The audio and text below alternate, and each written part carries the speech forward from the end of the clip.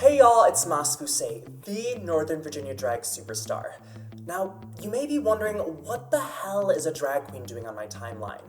Well, lucky for you, I am here, queer, and ready to break down the connections between US foreign policy and the struggle for the survival and equality of transgender people globally.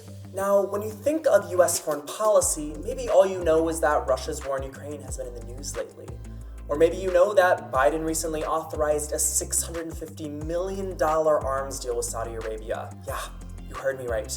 We're rewarding known human rights abusers with over $500 million in missiles. When you hear all of this, do you ever wonder what it means for transgender people globally? Or how foreign policy and security decisions impact our community?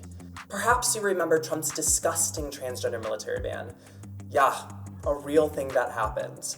While yes, President Biden did overturn that military ban I just mentioned, what if I told you that the ability for transgender people to join the US military is not the most pressing issue for trans folks when it comes to US foreign policy? I mean, we as trans people are worrying about the over 375 reported murders of transgender people in 2021, the wrongful arrests of queer and transgender folks, specifically youth, in places like Uganda or Russia, healthcare discrimination due to stigma around queer bodies and sexuality, as well as so much more.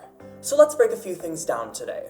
As you watch this, the US is implicitly endorsing violent military regimes through arms sales, training, and other forms of security assistance, and so much more. Sadly, many of these governments have a long history of human rights abuses against LGBTQ+ people. Remember that $650 million arms sale to Saudi Arabia? Those weapons, which Biden and Congress have signed off on, will be used in the Saudi and Emirati bombing campaign against the Yemeni peoples. This war has driven one of the world's largest humanitarian crises, and that includes consequences for the LGBTQ+ community in Yemen, who have experienced an uptick in violent attacks of aggression on the basis of anti-queer gendered norms from local military and security forces. As violence ensues, the transgender population is left in an even more vulnerable position because trans-affirming medical providers, fearing state retaliation, have fled the country. And this is only one example of how the global transgender community is left with fewer safe, secure, and stable options to thrive, let alone survive, across the globe. As the global queer community is repressed by state actors, we cannot forget the violent role of the everyday security forces, the police. In the last 5 years alone, LGBTQ+ centers, homes, and nightclubs in Ghana, Indonesia, Uganda, and so many other countries have been raided in an attempt to silence queer expression and hide queer personhood. With these raids comes arrests and jail time, and the mistreatment and abuse by the government only continues once behind bars. Let's talk about the United States for a moment, which you undoubtedly know has a history of state-sanctioned violence and discrimination.